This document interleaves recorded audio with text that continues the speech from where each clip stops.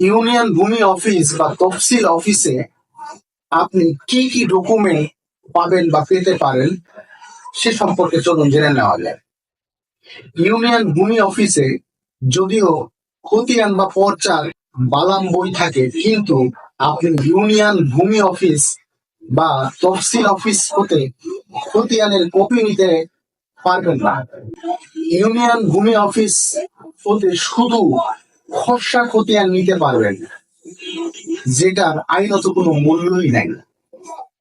তারপরেও ইউনিয়ন ভূমি অফিস বা তফসিল অফিস খুবই গুরুত্বপূর্ণ, কারণ আপনার জমির খতিয়ান নাম্বার যদি জানা না থাকে তাহলে এই অফিস থেকেই কিন্তু আপনি জেনে নিতে পারবেন। এছাড়া ভূমি খাজনা বা ভূমি উন্নয়ন কর এই ইউনিয়ন ভূমি অফিসেই